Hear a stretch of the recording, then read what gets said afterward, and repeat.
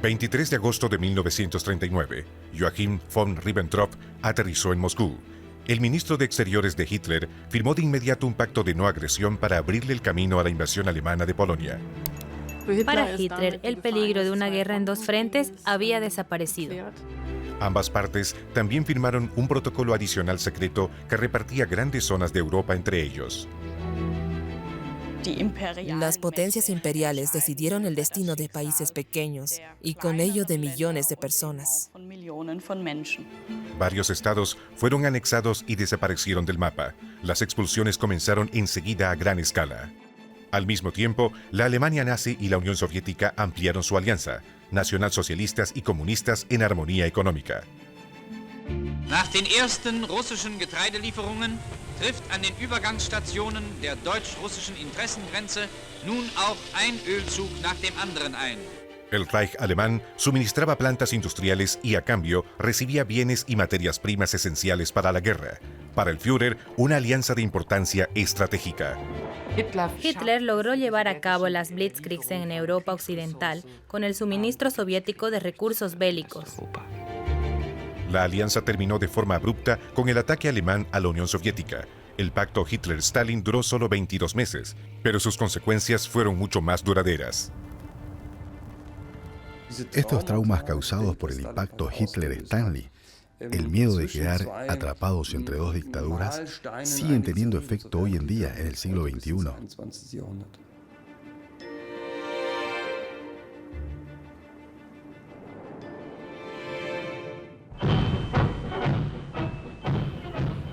Una serenata para empezar la celebración. La mañana del 20 de abril de 1939, la Leibstandarte de Adolf Hitler tocó para su cumpleaños número 50. 6 años después de la toma del poder, el dictador gozaba de gran popularidad, porque había expandido el territorio del Tercer Reich, violando el derecho internacional.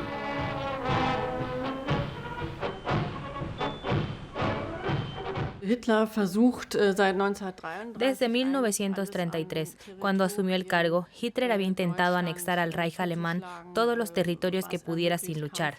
Se expandió en todas direcciones, al oeste, al sur, al este, y dejó muy claro que tampoco estaba dispuesto a ceder ante ninguna resistencia en estos territorios.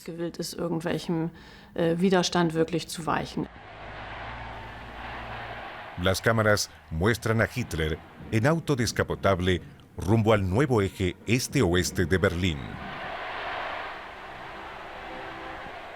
Allí le esperaba un regalo especial. Es beginnt die größte Heerschau des Dritten Reiches. 4,5 Stunden lang ziehen die Formationen aller Waffengattungen an ihrem obersten Befehlshaber vorüber. Ese día no quedaba rastro de las restricciones del Tratado de Versalles. Hitler había impulsado masivamente el rearme. Demostró una gran fuerza militar y en política exterior.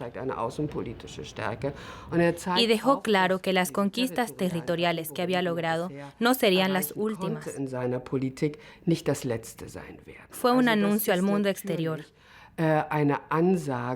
Iré más allá. Días antes, la política agresiva había puesto en aprietos a Washington. Roosevelt exigió que Alemania respetara la paz y garantizara la integridad de 31 países.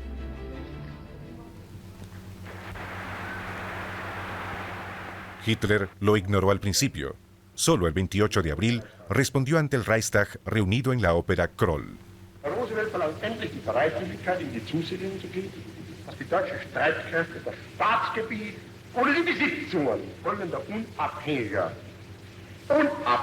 Nationen nicht angreifen und vor allem nicht dort einmarschieren dürfen. Und er nennt als dafür in Frage kommend nun Finnland, Lettland, Litauen, Estland, Norwegen, Schweden, Dänemark, Niederlande, Belgien, Großbritannien, Irland, Frankreich, Portugal, Spanien, die Schweiz, Liechtenstein, Luxemburg, Polen, Ungarn, Rumänien, Jugoslawien, Russland, Bulgarien, Türkei, Irak, Arabien, Syrien, Palästina, Ägypten.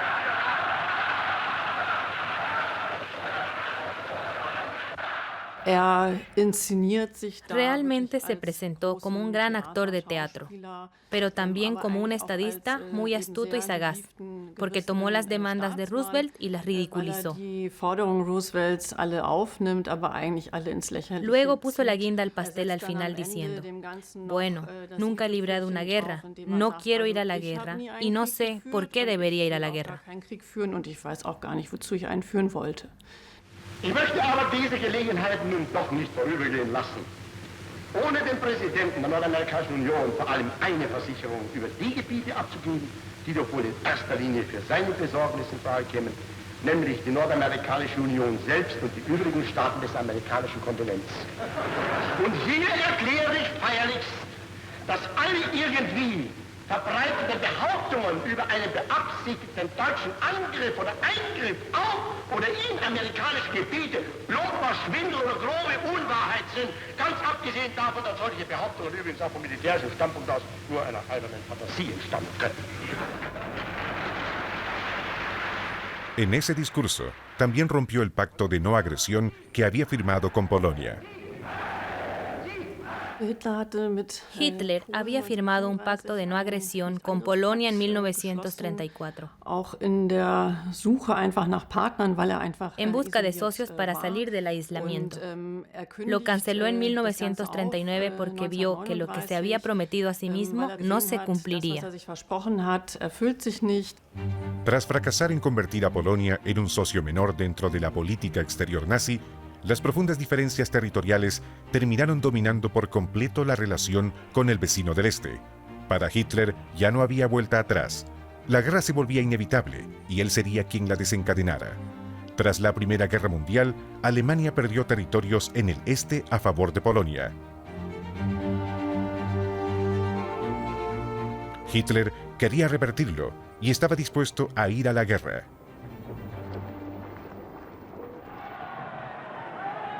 El 22 de mayo, el condesiano yerno de Mussolini llegó a Berlín para firmar el llamado Pacto de Acero con Joachim von Ribbentrop.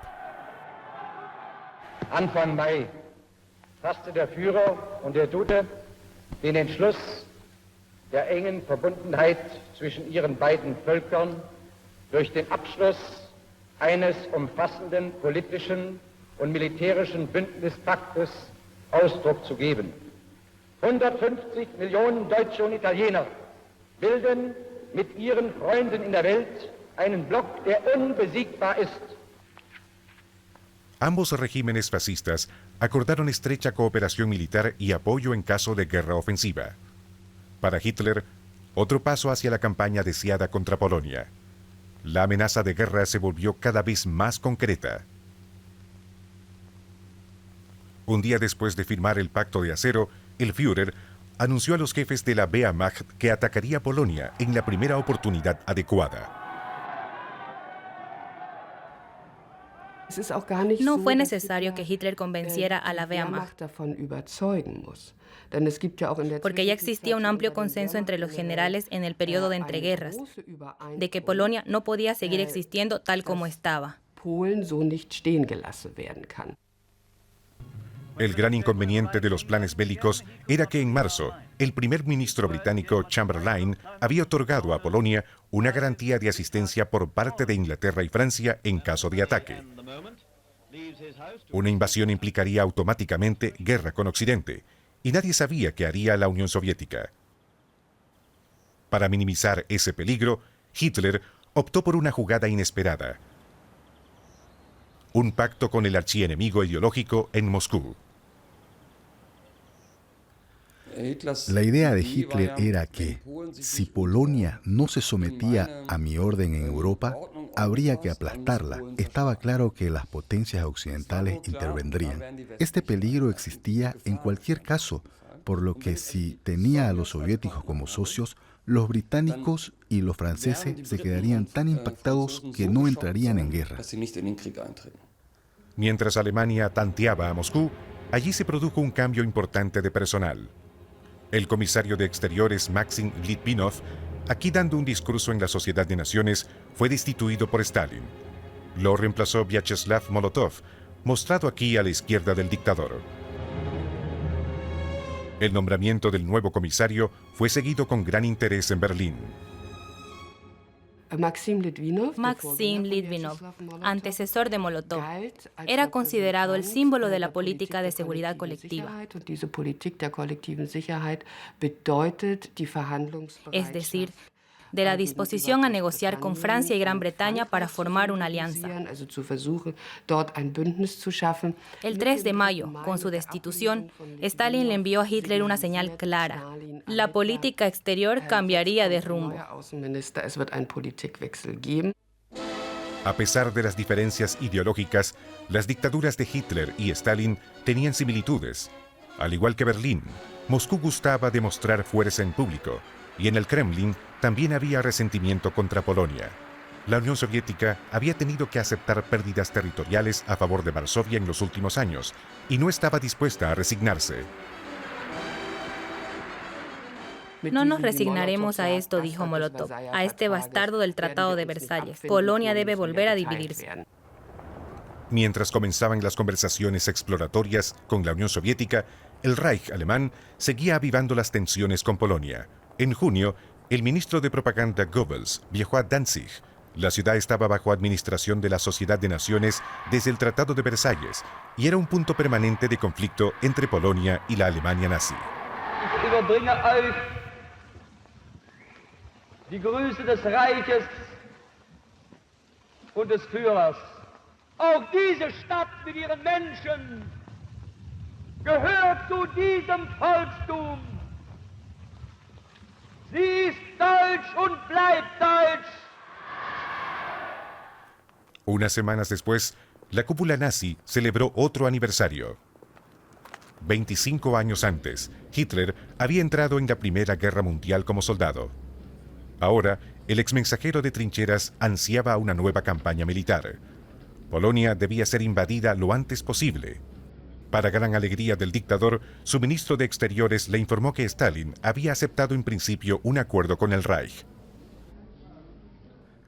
Stalin era un hombre obsesionado con la seguridad. Se veía rodeado de estados capitalistas que actuarían contra el comunismo. No había olvidado la guerra civil en la que las potencias occidentales y Japón habían intervenido en Rusia. Así que ahora, si podían conseguir Polonia, Hitler podría ofrecer algo y entonces podría expandirse más hacia el oeste. El acercamiento de las dos dictaduras no pasó desapercibido por las potencias occidentales. A pesar de las reservas de Stalin, ellas también intentaron formar una alianza con la Unión Soviética. A finales de julio, una delegación británico-francesa viajó a Moscú para negociar.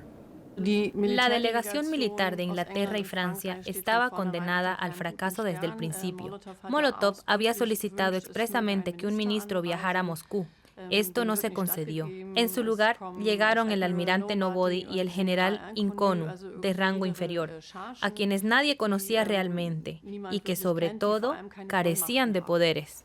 En Moscú se hablaba abiertamente de una posible invasión alemana en Polonia.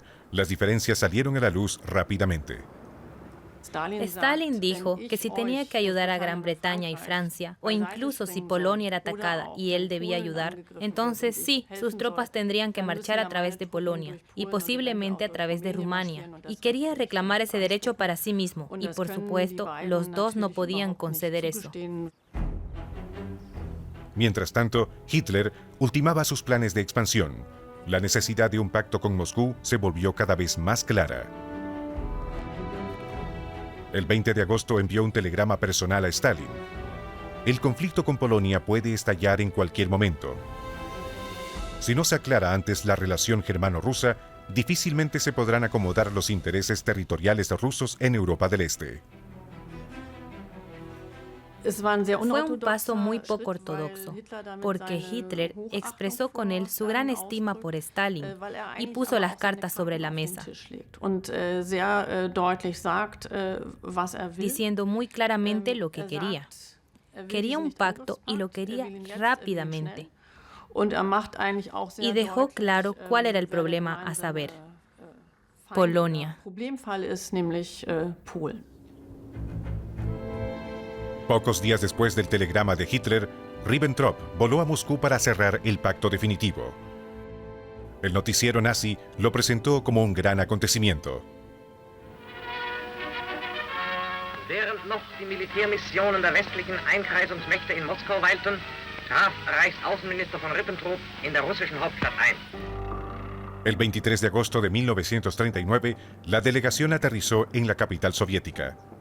Para Ribbentrop, que llevaba solo un año al frente del Ministerio de Exteriores, fue el punto más alto de su carrera hasta ese momento.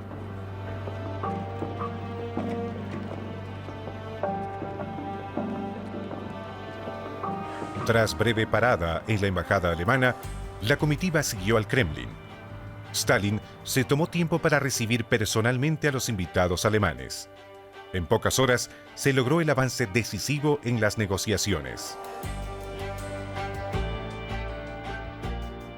El pacto en sí era un clásico pacto de no agresión, en el que ambas partes acordaban no invadirse mutuamente y no apoyar a ninguna tercera potencia que lo hiciera. Mucho más explosivo fue un protocolo adicional firmado también bajo estricto secreto, un documento de poder histórico explosivo. El protocolo adicional al pacto Hitler-Stalin es un documento clásico de política imperial. En él las dos potencias definieron esferas de influencia. ¿En qué partes de Europa? ¿Quién estaría a cargo después? Esta fue la división planeada del continente. El Reich alemán obtendría Polonia Occidental más Lituania. La Unión Soviética controlaría Polonia Oriental, el resto de los estados bálticos, Finlandia y partes de Rumania.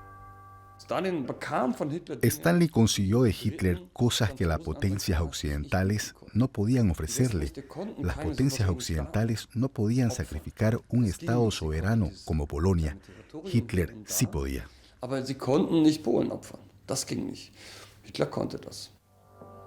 Tras la firma, el ambiente en el Kremlin fue de euforia. Comunistas y nacionalsocialistas estaban de fiesta. Stalin calificó a Hitler de tipo espléndido y dijo: «Sé que el pueblo alemán ama a su Führer, así que brindo por la salud del Führer». En el Berghof, Hitler esperaba tenso. Aunque la Unión Soviética se impuso en casi todas las cuestiones territoriales, el Führer quedó satisfecho y exclamó: «Ahora Polonia está exactamente donde yo quería». Hitler estaba muy satisfecho con la conclusión del Tratado de No Agresión y sobre todo con el protocolo adicional secreto, porque estaba claro que la Wehrmacht podía invadir Polonia. Tenía vía libre.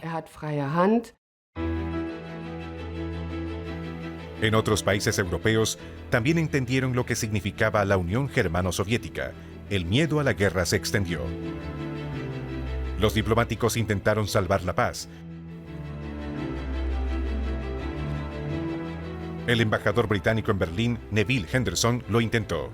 Hitler fingió aceptar a medias, pero Henderson regresó a Londres sin lograr nada. En la capital británica, todo apuntaba a la guerra. El país se movilizó, al igual que Francia.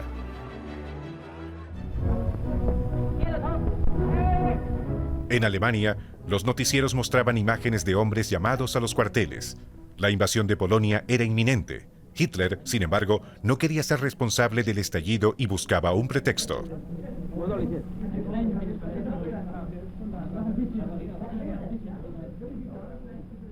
Hitler hizo que agentes alemanes se vistieran con trajes de partisanos polacos y cometieran actos de sabotaje. Hubo un ataque a la emisora de radio de Gliwice. El incidente escenificado en la frontera germano-polaca le dio al comandante supremo de la Wehrmacht el motivo para atacar.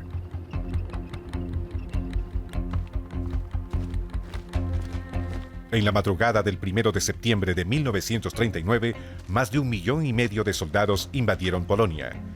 El dictador presentó el inicio de la Segunda Guerra Mundial como un contraataque.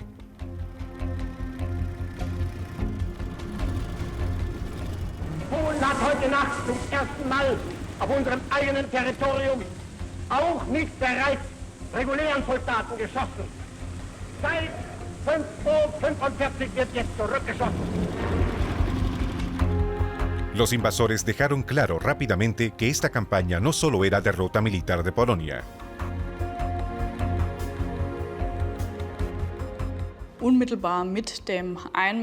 Inmediatamente con la invasión hubo numerosos crímenes contra la población civil por parte de la Wehrmacht, pero también de paramilitares, escuadrones especiales que intencionadamente comenzaron a sacar y asesinar a la intelectualidad polaca.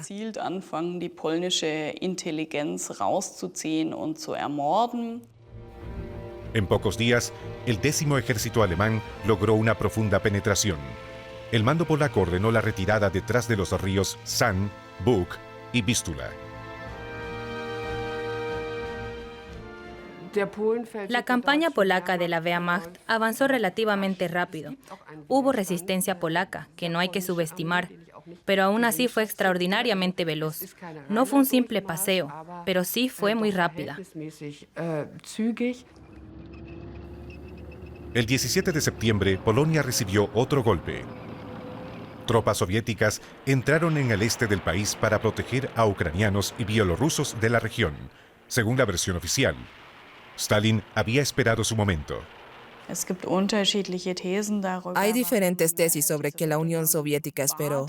Una enfatiza la debilidad militar de la Unión Soviética tan tarde como 1939.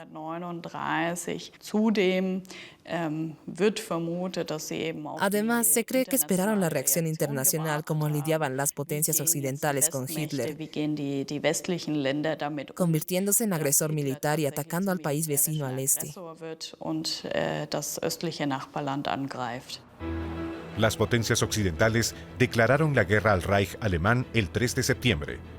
Gran Bretaña envió soldados al Canal de la Mancha, pero se quedaron en Francia. Londres y París no intervinieron a pesar de sus garantías. No les interesaba realmente Europa del Este. No irían a la guerra por Polonia. Esa es una verdad muy amarga. Pero creo que así se explica la inacción de las potencias occidentales. Abandonados a su suerte, los polacos tuvieron que retroceder por todas partes. Am 18. Tage des Feldzuges trafen sich in Brest-Litovsk die deutschen Truppen mit den von Osten anrückenden sowjetrussischen Formationen. La ciudad había sido conquistada por la Wehrmacht, pero según los acuerdos del pacto Hitler-Stalin, quedaba en la nueva esfera soviética y fue entregada al Ejército Rojo.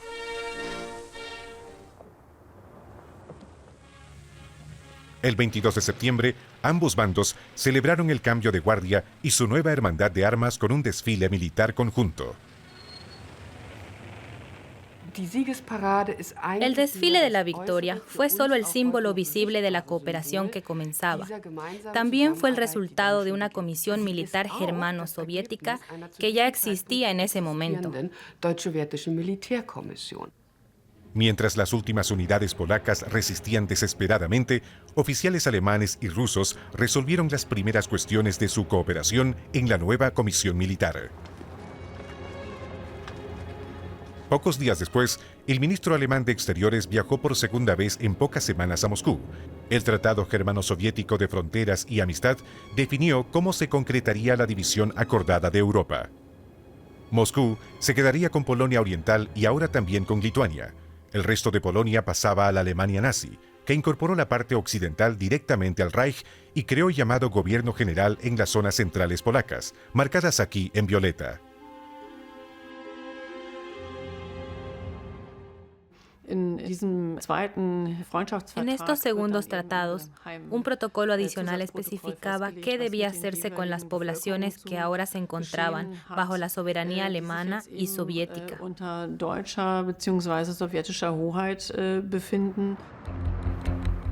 Tras la rendición polaca a principios de octubre, alemanes y soviéticos comenzaron rápidamente los traslados de población. Hitler anunció que cientos de miles de alemanes étnicos del este serían reasentados en los nuevos territorios del Reich al oeste del antiguo vecino.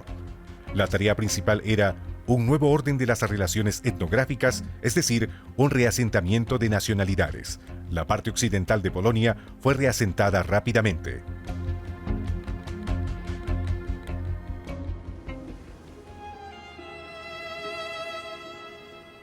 Cientos de miles que vivían allí fueron expulsados a cambio y trasladados al nuevo gobierno general, un espacio casi sin ley donde los nacionalsocialistas instauraron un régimen de opresión particularmente brutal.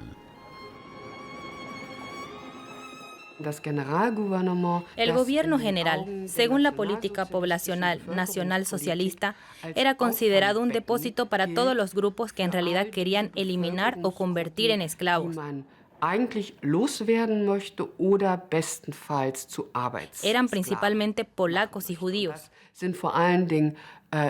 Y fueron deportados en masa al gobierno general.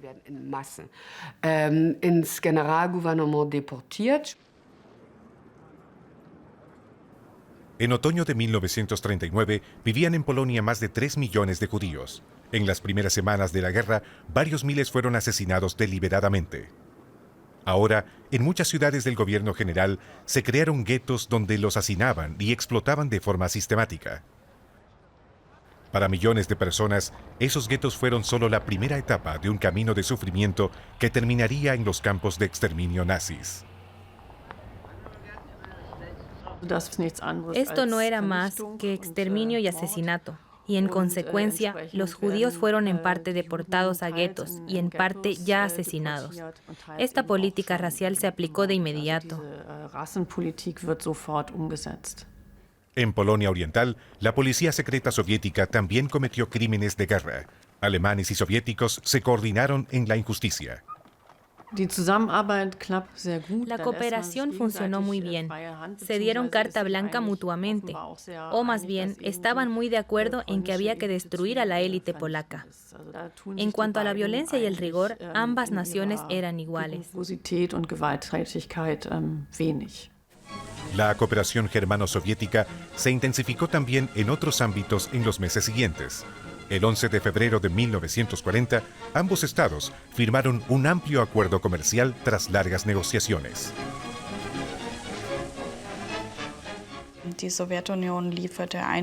La Unión Soviética suministró algunas materias primas, pero también alimentos, lo cual era de interés para la Alemania, para escapar de la amenaza de escasez de comida durante la guerra. Por otro lado, bienes industriales fueron suministrados a la Unión Soviética.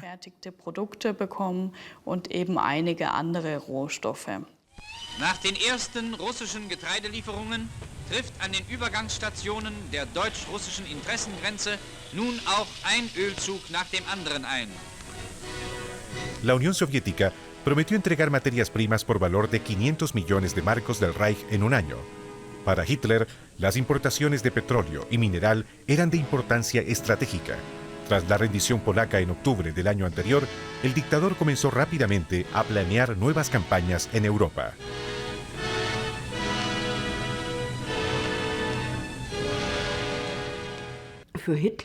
Para Hitler era importante conseguir los suministros para llevar a cabo con éxito sus Blitzkriegs. Así que Hitler financió o logró llevar a cabo las Blitzkriegs en Europa Occidental con los suministros soviéticos de recursos bélicos. La siguiente guerra relámpago comenzó el 9 de abril de 1940. Con el nombre de Operación Weserübung, la Wehrmacht invadió a Escandinavia. Dinamarca fue ocupada rápidamente. Se lanzó una operación aérea y naval en Noruega. Uno de los objetivos eran los puertos estratégicos por donde llegaba mineral sueco al Tercer Reich.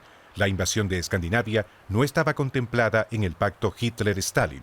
Sin embargo, la amistad entre las dos dictaduras no se vio afectada por el momento.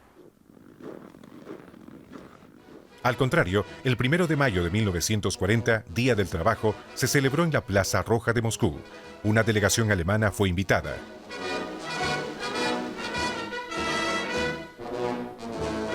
Representantes del régimen nazi asistieron a la ceremonia. Bajo la mirada de Stalin, se alabaron los logros del comunismo.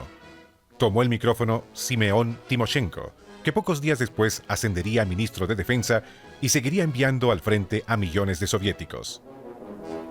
Товарищи, в этом году трудящиеся нашей страны и всего мира встречают 1 мая Несмотря ни на какие происки врагов, мы пойдем вперед и вперед к светлым вершинам коммунизма.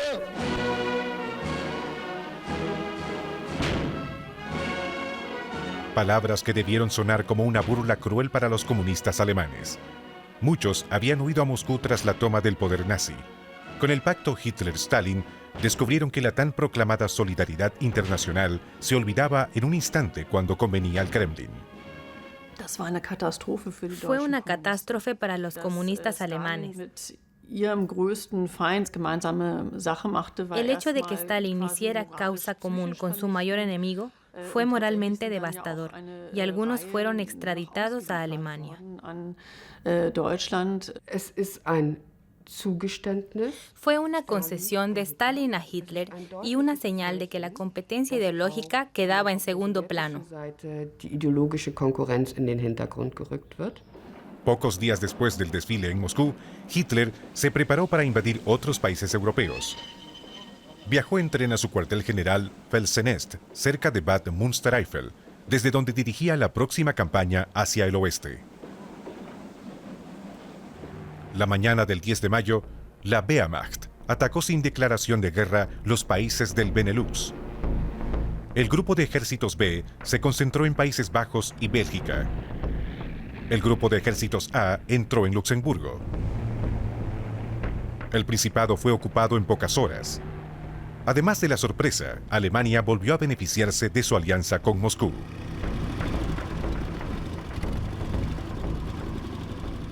El pacto desempeñó un papel muy importante en estas campañas, con la consigna «Guerra en dos frentes». Hitler sabía que no había peligro por parte soviética, pero también que podía obtener importantes materias primas de la Unión Soviética.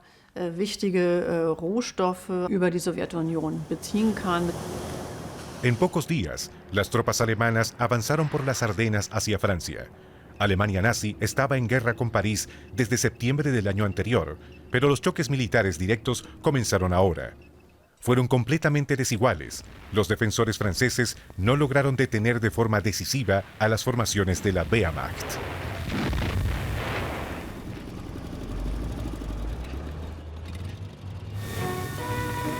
Der deutsche Vormarsch kennt keinen Aufenthalt. Jedem Mann steht das eine große Ziel vor Augen: París. A mediados de junio, el Ejército 18 llegó a París y la tomó sin lucha. Lo que el ejército alemán no logró en años durante la Primera Guerra Mundial, la Wehrmacht lo consiguió en semanas. El 22 de junio, Francia depuso las armas, un hecho que también se notó en Moscú. El hecho de que Francia se rindiera en junio de 1940 debió de ser un shock para Stalin, que pensaba que pasarían años antes de que Hitler fuera derrotado.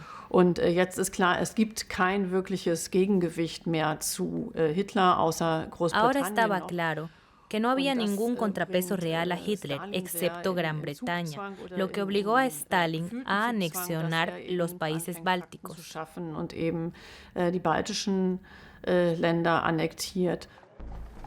El año anterior, Stalin había forzado a los bálticos a aceptar bases del Ejército Rojo. A mediados de junio, ordenó la elección de Letonia, Estonia y Lituania. Según el Kremlin, los tres países lo habían solicitado para protegerse. Imágenes de propaganda soviética mostraban supuestos manifestantes celebrando la política de Moscú. Toda la independencia que Europa Central y Oriental habían adquirido con tanto esfuerzo después de la Primera Guerra Mundial, con el surgimiento de muchos nuevos estados, nuevas identidades y nuevas culturas que se estaban forjando en forma nacional, estaba llegando a su fin. En agosto, los estados fueron incorporados a la Unión Soviética como repúblicas socialistas soviéticas. Poco después de la invasión comenzaron deportaciones masivas de opositores políticos en los Bálticos. Alemania nazi aceptó inicialmente la expansión soviética. El embajador alemán en Moscú, von Schulenburg, y el comisario Molotov firmaron un tratado para fijar la nueva frontera y que nadie cuestionara el reparto de territorios entre los dos aliados de conveniencia. La Unión Soviética desarrolló un apetito territorial cada vez mayor en el curso de 1940, parte de la cual la Alemania nazi aceptó. Estos eran entonces territorios que no eran tan importantes para ellos. En otros puntos, un conflicto más profundo se encendió, porque uno se daba cuenta de que el apetito territorial podía volverse peligroso. Uno de esos puntos de fricción estaba en el sureste de Europa. Besarabia, marcada aquí en verde, limita con la costa rumana del Mar Negro. La región rica en petróleo había pertenecido al Imperio zarista y Stalin estaba decidido a recuperarla para la Unión Soviética. Tras un ultimátum, el Ejército Rojo entró en Besarabia a finales de junio de 1940. Moscú ya la había asegurado como esfera de interés en el protocolo adicional del pacto. En ese momento, la parte alemana también tenía un gran interés en el petróleo de Rumanía y no estaba nada entusiasmada con el acuerdo alcanzado.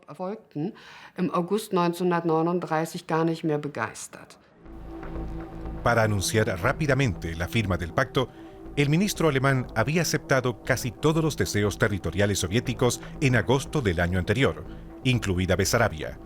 Stalin se cobró su parte y fue más allá. También ocupó el norte de Bukovina, una región que no estaba en el acuerdo original.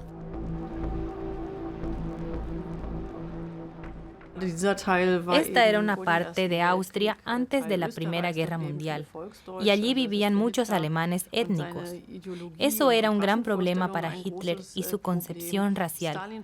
Stalin creó hechos consumados. Hitler no tenía nada que oponer en ese momento, pero ahora la relación estaba muy fracturada.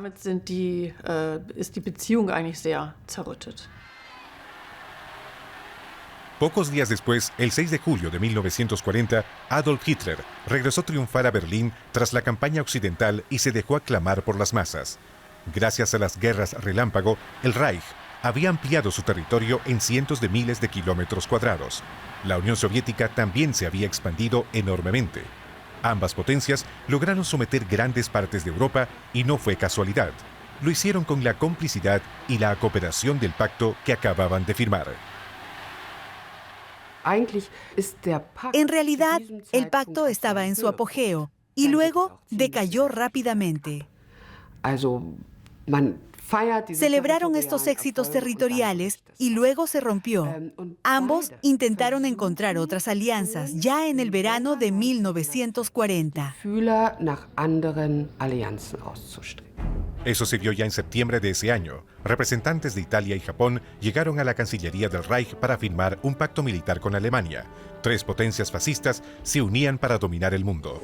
Reichsminister von Ribbentrop betonte in seiner großen Erklärung, dass dieser Drei-Mächte-Pakt ein Militärbündnis zwischen drei der mächtigsten Staaten der Erde sei. Er solle die Herbeiführung einer gerechten Ordnung sowohl in der europäischen Sphäre als auch im ostasiatischen Raume dienen. Vor allem aber solle er mithelfen, der Welt so schnell wie möglich wieder den Frieden zu schenken. Las relaciones con Moscú no debían verse afectadas. Sin embargo, el acercamiento germano-japonés obligó a Moscú a actuar. Stalin logró entonces un golpe maestro, a saber, la conclusión del Tratado de Neutralidad Soviético-Japonés. De este modo, compensó en mayor o menor medida los estrechos vínculos entre Japón y el Reich alemán.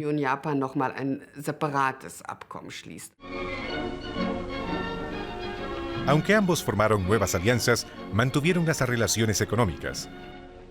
El acuerdo comercial conjunto se amplió. Una delegación rusa también visitó Berlín e inspeccionó mercancías capitalistas. En otros ámbitos, también se esforzaron por resaltar la buena relación. En el aniversario de la Revolución de Octubre de 1917, oficiales de ambos bandos celebraron en la Embajada Soviética en Unter den Linden un brindis por la cordialidad pese a las crecientes tensiones. Der Vorsitzende des Rates der Volkskommissare der Sowjetunion und Volkskommissar für Auswärtige Angelegenheiten, Molotow, begab sich auf Einladung der Reichsregierung nach Berlin, den laufenden Gedankenaustausch zwischen Russland und Deutschland durch persönliche Fühlungnahme fortzusetzen und zu vertiefen. Pocos días después de la celebración en la embajada, el máximo diplomático de Moscú llegó a Berlín en noviembre. Habían pasado poco más de 14 meses desde que Molotov y Ribbentrop firmaron el Pacto de No Agresión en Moscú. La legendaria visita de Molotov a Berlín fue un claro intento por parte soviética de hacerse una idea de los planes alemanes y comprobar hasta qué punto la parte alemana seguía tomando en serio la alianza común.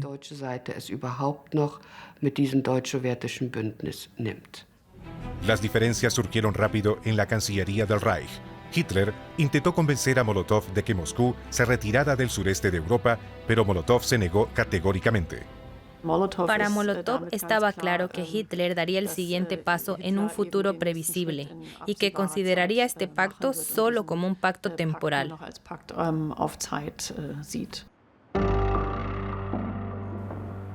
Apenas unas semanas después de la visita de Molotov, Hitler emitió la Directiva 21 a mediados de diciembre.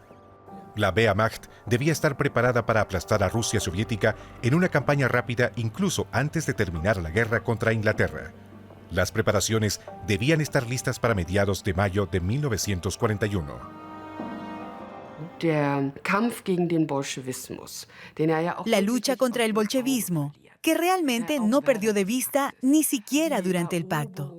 La conquista de espacio vital en el este, ese era el programa político ideológico de Hitler. En abril de 1941, la Wehrmacht invadió primero Yugoslavia y Grecia. El dictador corrió en ayuda de su aliado italiano, amenazado de derrota por Grecia, y aseguró la influencia alemana tras un golpe en Belgrado. La intervención en los Balcanes también afectó las relaciones germano-soviéticas.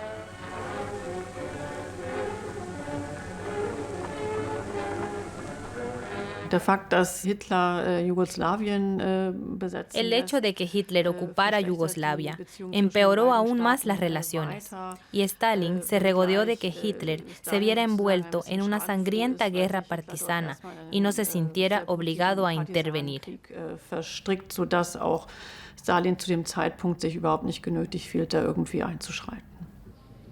En mayo, Hitler recibió a Fritz Klingenberg. La propaganda nazi muestra al SS condecorado por su misión en los Balcanes.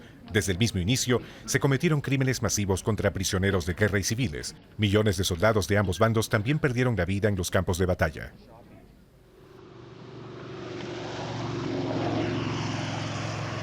Domingo 22 de junio de 1941. En las primeras horas de la mañana, tropas de la Wehrmacht cruzaron la frontera de la Unión Soviética. Comenzó la Operación Barbarroja. La invasión alemana fue un ataque a un aliado sin declaración de guerra previa. A pesar de las numerosas advertencias, Stalin no esperaba realmente el ataque hasta el final. La invasión se produjo entonces en un hermoso domingo de verano, el 22 de junio de 1941, lo que debió de sorprender a Stalin, ya que se retiró. El primer gran discurso radiofónico lo pronunció Molotov.